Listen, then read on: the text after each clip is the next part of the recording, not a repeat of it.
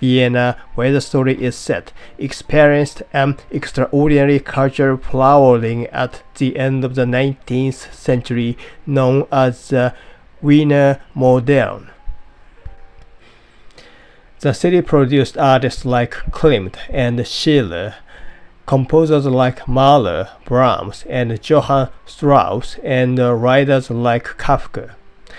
Some say this cultural renaissance was encouraged by Emperor Franz Joseph I, whose statue even appears in the film.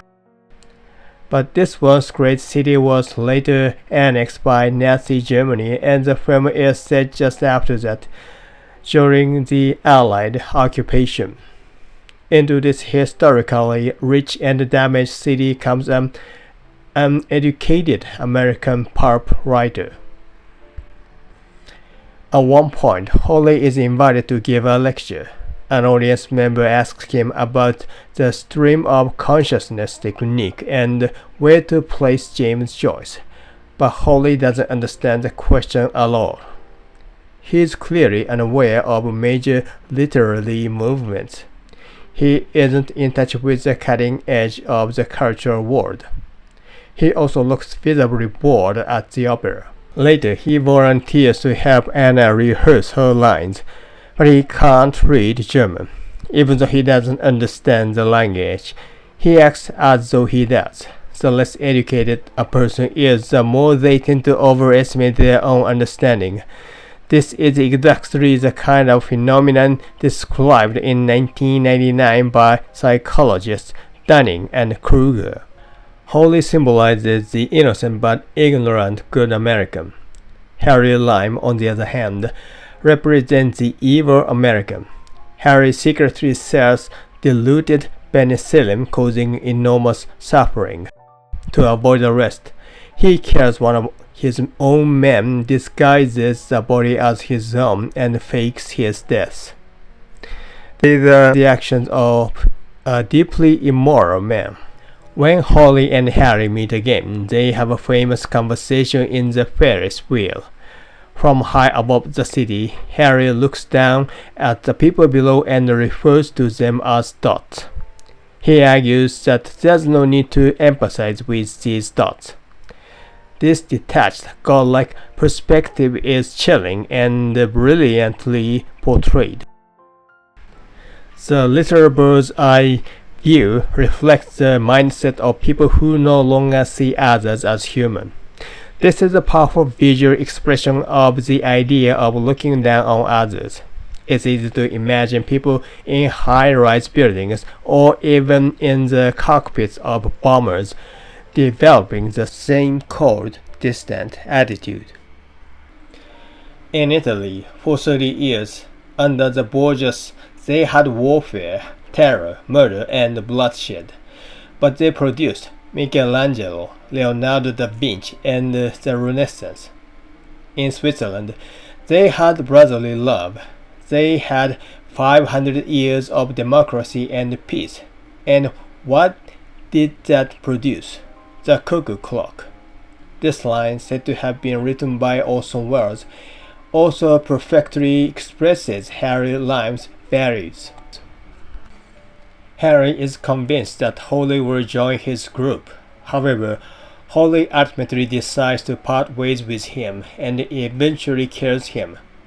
Their friendship symbolizes something deeper. Each of them represents a side that the other lacks. Harry expresses the evil potential within Holly and vice versa. By confronting and killing Harry, Holly overcomes the darkness within himself and matures.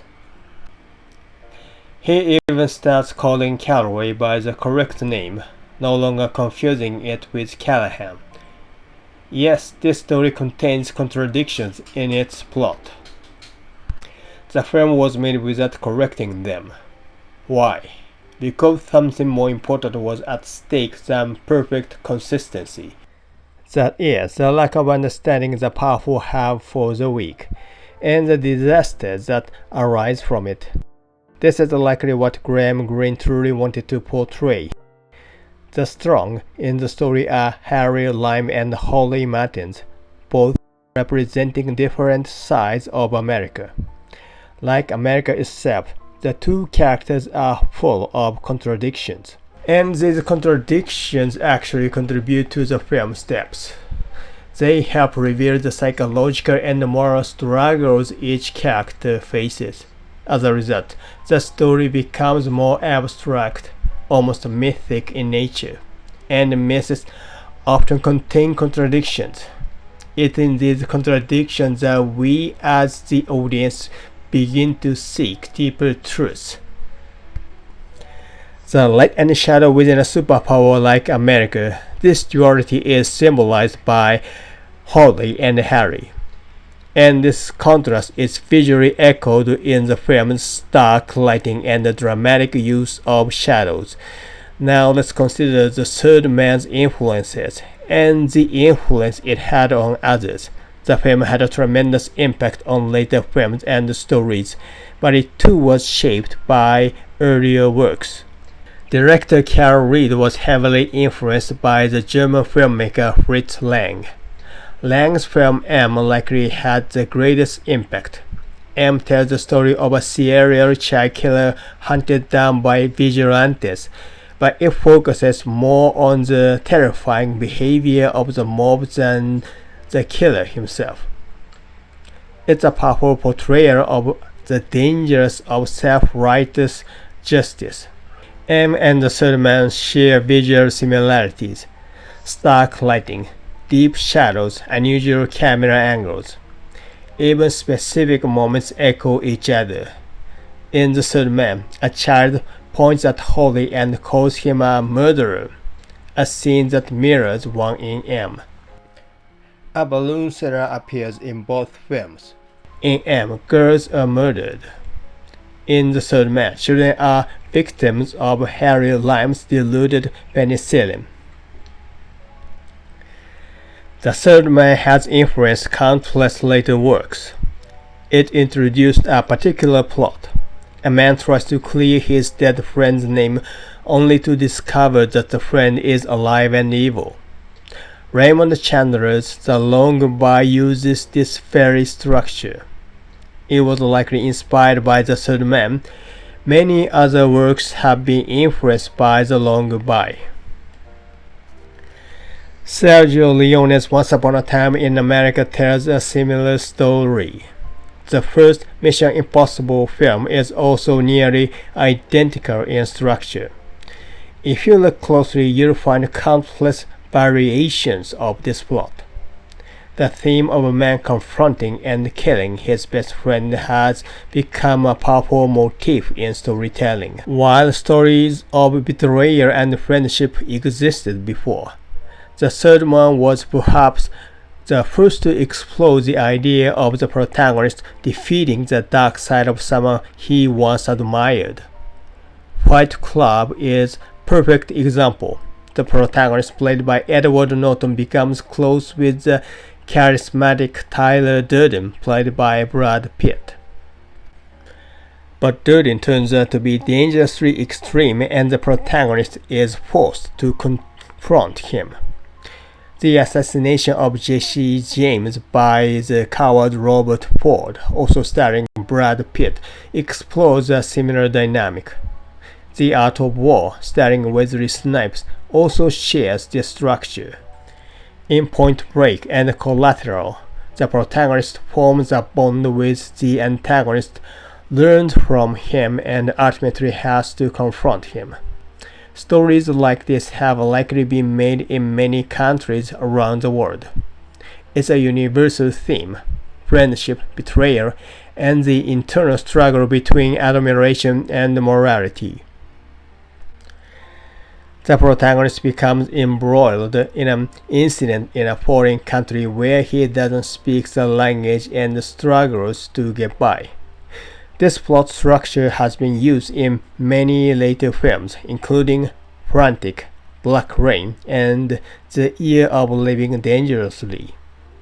At one point in The Third Man, Holly chases after Harry but loses him. There's nothing inside except a large billboard in the middle of the road. Major Caraway investigates and discovers that the billboard hides an entrance to the sewer, Harry's escape route. This idea was likely echoed in the later film Speed, starring Keanu Reeves. In the film, the villain, played by Dennis Hopper, demands that ransom money be placed in a trash can. Even though the police are watching, the money mysteriously disappears. It turns out a tunnel has been dug beneath the trash can, much like the hidden sewer entrance in The Third Man. The use of the giant shadow, a memorable visual in The Third Man, was likely a reference in RoboCop, and perhaps in other works as well. The balloon seller, a distinctive character in The Third Man, appears again in Eraser. At the climax, Harry Lime escapes into the sewer, but is pursued by the authorities and Holly. When Harry is unable to escape, Holly shoots him dead. This sewer chase is thought to have influenced Andrzej Wajda's later film, Canal, and there are likely many other works influenced by this theme. The animated film Jinro was written by Mamoru Oshii, the director of Ghost in the Shell. The climax of the film is a gunfight in a sewer. The protagonist shoots his friend who has become his enemy, and at the end he kills the woman he was falling in love with. In neither The Third Man nor Jinro does the protagonist end up with the woman. The Third Man became a kind of cultural hub, connecting the legacy of German expressionist cinema, especially films like M, with future generations of filmmakers. It inherited the style and spirit of German cinema and in turn inspired countless later works. And those works have gone on to influence others. A truly great film doesn't just stand on its own. It becomes a bridge, carrying the cultural legacy of the past into the future. Thank you for watching this video. If you like this video, please subscribe and give me a thumbs up.